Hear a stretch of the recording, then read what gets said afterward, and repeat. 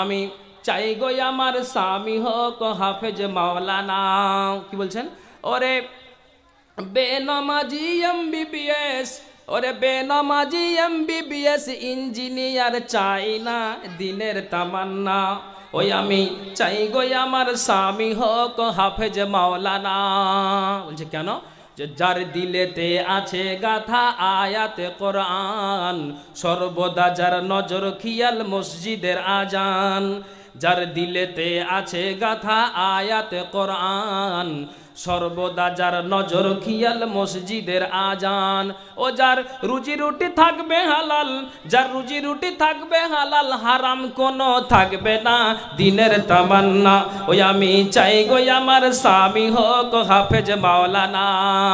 শুক্রবারের জুম্মা নামাজ আসবে যেদিন গো, লুঙ্গি টুপি পাঞ্জাবিতে সাজিয়ে দেব গো। শুক্রবারের জুম্মা নামাজ আসবে যেদিন গো, লুঙ্গি টুপি পাঞ্জাবিতে সাজিয়ে দেব গো। আর তখন গর্ব করে বলবো আমি, গর্ব করে বলবো আমি, স্বামীর হয় না তুলনা দিনের তামান্না। ওই আমি চাই গো আমার স্বামী হোক হাফেজ মাওলানা। ওরে বেনামাজি এমবিবিএস ইঞ্জিনিয়ার চাই না দিনের তামান্না। ওই আমি চাই গো আমার স্বামী হোক হাফেজ মাওলানা। চাই না আমি হিরো স্বামী গাড়ি আর বাড়ি, দাম কোনো নাই যার মাঝে নাই নামাজ আর দাড়ি।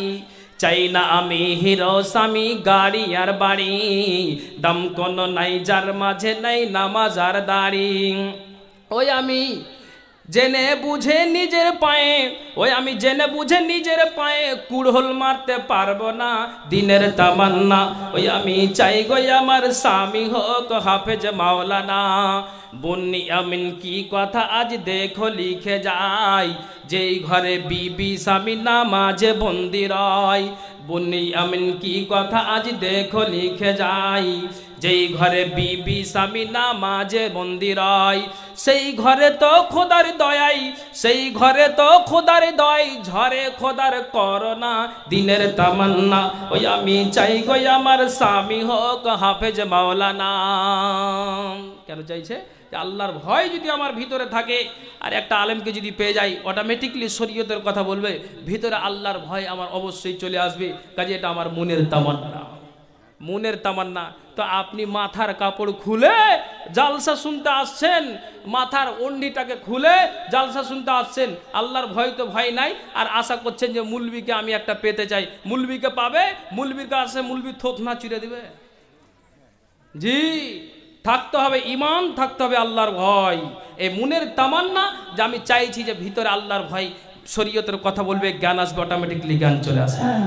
আসসালামু আলাইকুম ভাই, সকল যুবক ভাইয়ের আমার, এখন 80 টাকা ছিল, 60 টাকা আপনাদের খানটা সুবিধা করে দেওয়া হলো। 60 টাকা শেষ টাইমে আপনার ডেলিগেট 60 টাকা, ডেলিগেট 60 টাকা। ভাইয়ের আমার এই 60 টাকাতে আপনি আসুদা হয়ে চলে যান, সুস্থভাবে আসুদা হয়ে স্টেজে যাচ্ছে। আলহামদুলিল্লাহ, আলহামদুলিল্লাহ। আমার বোনেরা, মায়েরা, ভাইয়েরা স্টেজ শান্তিভাবে আল্লাহ বসে রেখেছে, এটি আলহামদুলিল্লাহ। আর একটু রাইট করেন, আর মনে হয় ফ্রি হয়ে যেতে পারে, হবে না? দুটা ঠিক আছে, অসুবিধা নেই। হ্যাঁ, এবার আপনাকে আমি কি বলছি, একটু ধৈর্য ধরেন। এই যে নারীদের কথা বলছি, ভিতরে সেই রকমটা থাকতে হবে আল্লাহর ভয়। যেমন আপনাকে বলি, আমার ওস্তাজুল মুকাররম বসে আছেন, যখন আল্লাহ পাক রাসূল মারা গেলেন, মারা যাওয়ার পর খায়বারের ফাদাকের খেজুর বাগানটা ফাতেমা দাবি করেছিলেন। ভালো করে শুনবেন, এত জোরালো দাবি, এত জোরালো দাবি, এই ঝামেলা কে চুকাবে? মায়েরা, বোনেরা, আপনাকে যেটা বুঝাতে চাইছি, আল্লাহ কোরআনে বলছেন, মাইয়ুতিল্লাহা ওয়া রাসূলাহু ওয়া ইয়াখশাল্লাহা ওয়া ইয়াত্তাকিহি ফাউলাইকা হুমুল ফায়েজুন। আল্লাহ বলছেন যে ব্যক্তির ভিতরে আল্লাহ এবং আল্লাহ রসুলের আনুগত্য করে, আল্লাহর কোরআন বলছেন ও একশাল্লাহা, এবং আল্লাহকে ভয় করে। তারপর আল্লাহর কোরআন জানিয়ে দিলেন ওয়ায়াত্তাকিহি, আল্লাহর আযাব হতে সাবধান থাকে। আল্লাহর কোরআন জানালেন উলাইকা হুমুল ফাইজুন, এরাই হলো কৃতকার্য ব্যক্তি, এরাই হলো কামিয়াব ব্যক্তি, এরাই হলো সাকসেসফুল। তাহলে দুনিয়ার মানুষেরা যেই খেজুরের বাগানটা, ফাদাকের যেই বাগানটা ফাতেমা দাবি করেছিল, এই ফাতেমা যে যখন দাবি করলো নবীজি মরে যাওয়ার পর, এটা সত্যি কথা, বাবা মরে গিয়েছে, বোন যেটা পাবে তুমি তার অধিকার পৌঁছে দাও ফারাইজমূলক। আমি বাবার ছেলে বেঁচে আছি, আমি যেটা পাবো তুমিও সেটা বন্টন করে দাও ফারাইজমূলক, সেটা আমি ভাগ পাবো। কিন্তু সেই হিসাবে ফাতেমা দাবি করলো যে বাবার যে খেজুরে আপনার খাইবারের যে বাগানটা আছে, এই বাগানটা হলো আমার। তখন আবু বকর সিদ্দিক বলছেন ও নাতনি, তুমি কান খুলে শোনো, এটা তুমি কেন দাবি করে বসে যাও? কেন তোমার মগজে উঠলো যে আমি এই খেজুরের বাগানটা, ফাদাকের খেজুরের বাগানটা হলো আমার? খবরদার বলিও না। আবু বকর বলছেন আমি নবীজির মুখ থেকে বলতে শুনেছি লা নুরিসু মা তারাকনাহু সাদাকাতুন, আল্লাহ পাকের রাসূলেরা যে মালগুলি ছেড়ে যায় সে সমস্ত মালগুলি সব সাদকা হয়ে যায়, এটা কেউ তার অধিকার রাখে না। সংসারে যে খরচ করার পরে যে মালটা অবশিষ্ট থাকে, সংসারে যে খরচ করার পরে যে মালটা যে বেঁচে যায়, এটা হলো আপনার জন্য সাদকা হয়ে যায়। ফাতেমা তুমি খবরদার দাবি করিও না। একবার শোনার পরে ফাতেমার জ্ঞান আসলো যে আমি যদি এই অন্যায় কাজটা করি তাহলে আমার কবরে আমাকে আযাবটা পোহাতে হবে, আমার আখিরাতটা বরবাদ হবে। না না না, যখন এটা আমি বুঝতে পারলাম এই দাবিটা আমার অন্যায় হয়েছে, তখন ফাতেমা জোর গলাতে বললেন আল্লাহ আর কসম আমি আর এ বাগান দাবি করব না, যদি আমি করি তাহলে এটা অন্যায় হয়ে যাবে। কিন্তু আমার ব্রেনে জাগলো, আমার জ্ঞান আসলো, আমার মিজাজটা আলাদা হয়ে গেল, আল্লাহর ভয় আমাকে আটকে দিল যে খবরদার এ অন্যায় যাবি না। তাহলে এখন আপনাকে আমি বুঝাতে চাইছি, এরে এলাকাবাসীর মানুষেরা, একডালিয়া গ্রামের মা ও বোনেরা, ফাতেমাকে একবার আপনার আবু বকর বললেন তার মাথায় উঠে গেল। তাহলে আপনাকে বলছি হাজার হাজার দিন আপনাকে বলা যায় জালসা শুনেন, সেমিনার শুনেন, জুমায় খুতবা শুনেন, বিভিন্ন আপনার অনুষ্ঠানে যান, তাবলিগি জামাত হয়, তাহলে আপনাকে বুঝাচ্ছি এটাই যে ফাতেমাকে একবার বলা মাত্রই তাকে আল্লাহর ভয় তাকে আটকে দিল যে এই অন্যায় দাবি করে বসিও না। তাহলে তুমি যে অন্যায় করে চলে বেড়াও রাস্তাতে, মাঠে ঘাটে, মুখ দিয়ে কত কথা বের হও, তাহলে বলো তো এটা নিশ্চিত বলা যাবে যে ভয় তোমার ভিতরে নাই? জি, অত সোজা কথা নয়, থাকতে হবে আল্লাহর ভয়। এইভাবে আপনাকে একটা কথা বলি, এটা হাদিস কোরআনের কথা নেই, কিন্তু বুঝাবার জন্য আমাকে বলতে হচ্ছে। আপনারা বিরক্ত হবেন না তো? একটা হ্যাঁ না বলেন, অসুবিধা হচ্ছে নাকি আপনাদের? একটু শয়তানকে তাড়িয়ে দেন তো। সুবহানাল্লাহ ওয়া বিহামদিহি, যা কই হলো জি, সুবহানাল্লাহ ওয়া বিহামদিহি সুবহানাল্লাহিল আযীম। আর একটু বলেন, শয়তানকে হাঁকায় দেন, সুবহানাল্লাহ ওয়া বিহামদিহি সুবহানাল্লাহিল আযীম। একটা মুনিব তার চাকরকে বলছে এই তুমি কি নামাজ পড়ো? বলছে পড়ি। তো যখন তুমি আমার ছাগল নিয়ে চলে যাও একবারে 5 কিলোমিটার 10 কিলোমিটার দূর দূরান্তে, তখন তুমি কি করো? তখন চাকর জবাব দিচ্ছে, হাদিস কোরআনের কথা নেই, একজন ভালো জ্ঞানীগুণী আলেম উনি ওনার কিতাবে লিখেছেন এই যে ভয় কাকে বলে আল্লাহ, এটা বুঝাবার খাতিরে আপনাকে বলছি। তখন বলছে মুনিব আপনি কোন কথা বলেন? ছাগল তো চড়াই, মাঠে যে আমি ছাগলটা চড়াই, তারপরও কানে আওয়াজটা আসে যে মসজিদে আজান হলো, কিন্তু আমি তৈরি হয়ে যাই, আপনার ছাগলের দিকে আমার খেয়াল থাকে না, কোন দিকে ছাগল চলে যায়, কোন দিকে গরু গেল, কোন দিকে মহিষ গেল, আমার ব্রেনে আর থাকে না।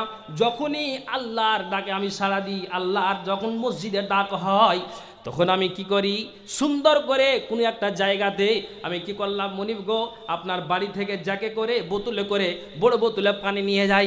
যখন আল্লাহর ডাক হয় সুন্দর করে উজু বানিয়ে নিলাম। আপনার ছাগলটা উত্তর দিকে যায় না আপনার ছাগলটা দক্ষিণ দিকে যায় না আপনার ছাগলটা পূর্ব দিকে যায়, কোথাও আমি আর খেয়াল রাখি না। কি করি আমি আজান দিই, যখন আজান হয় তখন নামাজ আদায় করে নি। এটা তো চেতন আছি জনাব, আজান শুনতে পাই, নামাজ আদায় করি।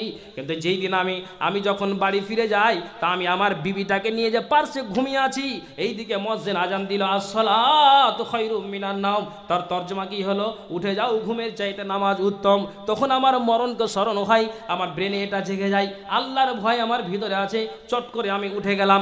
উঠে যাওয়ার পর তখন আমি কি করলাম, এই পুষ মাসের ঠান্ডা ঠান্ডাতে ল্যাপটাকে ছেড়ে দিলাম, আমি আমার বিবিটাকে ছেড়ে দিলাম, আর ওখান থেকে ছেড়ে দিয়ে কনকনে হাড় কাঁপানো শীতে আমি উজুটা বানিয়ে জামাতের সহিত আমি নামাজ আদায় করলাম। মুনিব গো, আপনি কোন কথা বলেন? ঘুমন্ত অবস্থা থাকতে গেল, যখন মসজিদে আজান শুনতে পাই তখন আর আমি থাকি না। কেন? সদা সর্বদা আমি আমার ভিতরে আল্লাহর ভয়টা থাকে, আর থেকে ওই জন্য আমার মিজাজটা আলাদা হয়ে থাকে। কেন?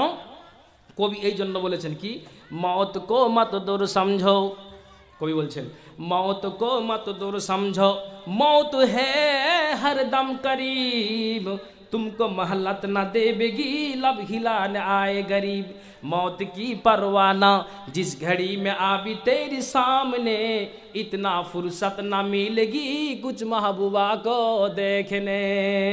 আবার বলি, मौत को मत दूर समझो, मौत है हर दम करीब, तुमको महलत न देवेगी लब हिलाने आए गरीब, मौत की परवाना जिस घड़ी में आबी तेरी सामने, इतना फुर्सत न मिलेगी कुछ महबूबा को देखने।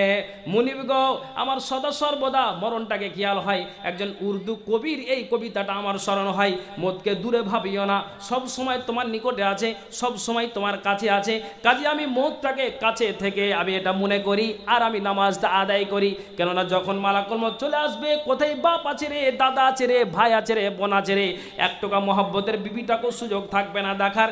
কাজেই মুনিব গো, আমি সদা সর্বদা আল্লাহকে ভয় করি, আর যখন আজান হয় তখন আপনার ছাগলের দিকে আর গুরুত্ব রাখি না। যে এতটাই তোর ভিতরে আল্লাহর ভয়, তো তোকে এখন পরীক্ষা করব। এটা হাদিস করার কথা নেই, বুঝাবার জন্য বলছি। চল, তখন চাকরকে কি করলো, একটা সুন্দরী রমণী নারীকে আর ওই চাকরকে ঢুকিয়ে দিল একটা রুমে। ঢুকিয়ে দেওয়ার পরে ওই রমণীটা বারবার আহ্বান করছে, আয় সোনামণি আয়, আমার একবার দেহটাকে ভক্ষণ কর, আয় সোনামণি আয়, একবার আমার দেহটাকে ভক্ষণ কর। আমার চেহারাতে আল্লাহ তাআলা এমন নুরানি দিয়েছেন যে একবার তাকাও, যেমন লাইটগুলো বন্ধ করে দিতে গেলে মানুষের চেহারাটা বুঝতে পারা যাবে না, তাই একবার তাকাও যে বিজলি বাতির মতো লাইটগুলো আমার মুখ যেন জ্বলছে, আয় রে সোনামণি আয়। কিন্তু আপনাকে বলি, আল্লাহ রাসূল সাল্লাল্লাহু আলাইহি ওয়াসাল্লাম হাদিসে বলে দিয়েছেন, ওয়া আন আবি হুরায়রা রাদিয়াল্লাহু তাআলা আনহু, আবু হুরায়রা থেকে বর্ণিত, নবীজি বলছেন, সালাসাতুন লা তারা আইনুহুম আন-নারা ইয়াউমাল কিয়ামাতে, 3 শ্রেণীর চক্ষুকে জাহান্নামের আগুন স্পর্শ করবে না। তার মধ্যে হলো এটাই যে মিন খাসিয়াতিল্লাহ, আপনার যেন 40 বছরের মাথায় 50 বছরের মাথায় আল্লাহকে স্মরণ হয়েছে, আল্লাহর ভয় আপনার ভিতরে ঢুকেছে, 20 বছরে যা অন্যায় করেছেন এগুলো সব আপনার ব্রেনে জেগে গিয়েছে। আপনি ইসলামপুর মাদ্রাসা গিয়ে সদরি মুহতারামের কাছে জানলেন যেটা বড্ড আমি অন্যায় করেছি, আল্লাহর ভয়টা আমার ভিতরে ঢুকেছে, কি করে মোচন হবে? আপনি